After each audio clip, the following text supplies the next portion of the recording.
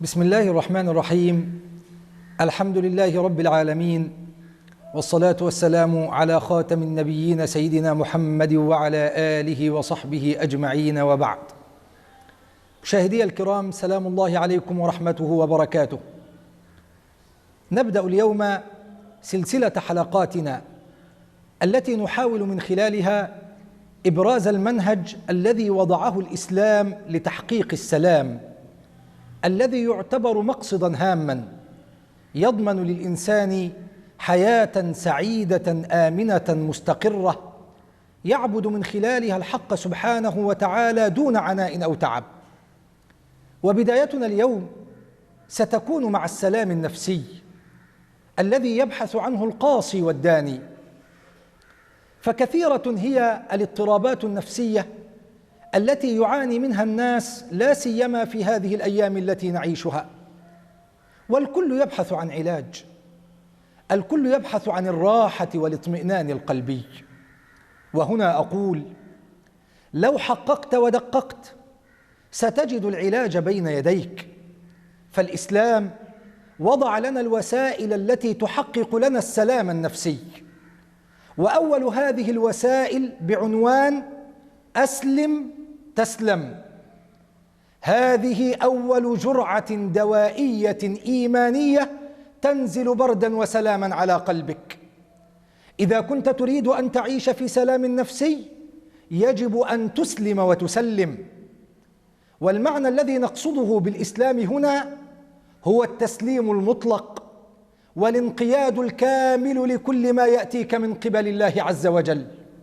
فالمؤمن الحق هو الذي يتلقى كل ما يأتيه من الله عز وجل بكامل الرضا والتسليم، فالتسليم يمثل مركزية الإيمان ومحوره، لأنه علامة على كمال يقينك بوجود الله عز وجل، وأنه سبحانه هو وحده المتصرف، وأنه سبحانه صاحب العلم المطلق والقدرة المطلقة.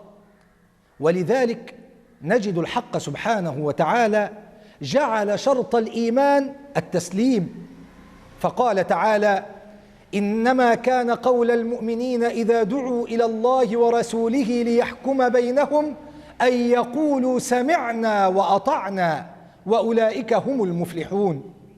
وأيضا لو حققت ستجد أن الدين الذي ارتضاه الله عز وجل للبشرية كلها هو الإسلام بمعناه الأصيل، الذي يعني التسليم المطلق وإعلان الخضوع والانقياد لله عز وجل. فيقول تعالى: إن الدين عند الله الإسلام. وهذا هو المعنى المقصود بالإسلام الذي جرى ذكره على لسان الأنبياء عليهم السلام. فيقول تعالى في حال سيدنا إبراهيم: إذ قال له ربه أسلم قال أسلمت لرب العالمين.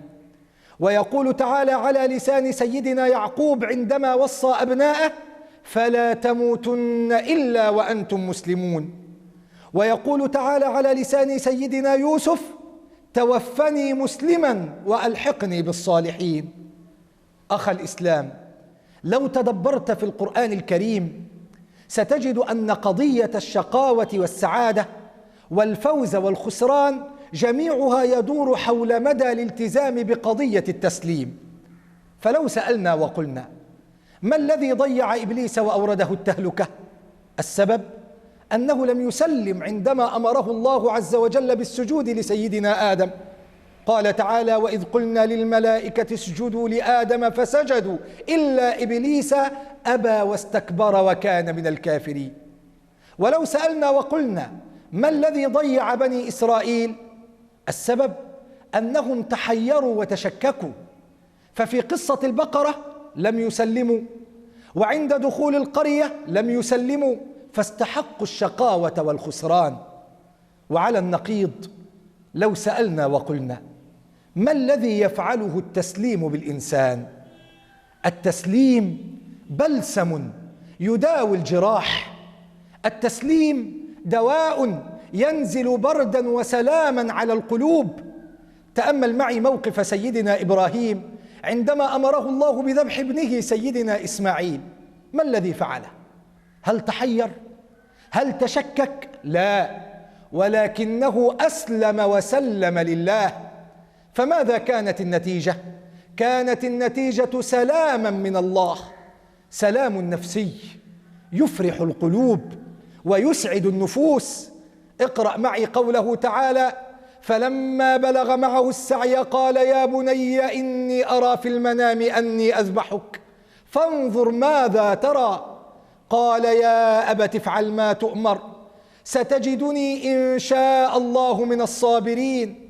فلما أسلما وتله للجبين وناديناه أن يا إبراهيم قد صدقت الرؤيا إنا كذلك نجزي المحسنين إن هذا لهو البلاء المبين وفديناه بذبح عظيم وتركنا عليه في الآخرين سلام على إبراهيم. نعم والله، التسليم مفتاح السعادة الحقيقية وتفريج للهموم. فمن يتلقى أوامر الله بكامل الرضا وكامل التسليم سيعيش في سعادة حقيقية وسلام نفسي. فالله ربي لا أريد سواه، هل في الوجود حقيقة إلا هو؟ النمل تحت الصخور الصم سبحه، والنحل يهتف دوما في خلاياه، والناس دوما يعصونه فيسترهم، والعبد ينسى وربي ليس ينساه. نسأل الله العلي القدير أن يجعلنا من المسلمين لأمره الراضين بقضائه وقدره، إنه ولي ذلك والقادر عليه. وصلى الله على سيدنا محمد وعلى آله وصحبه وسلم.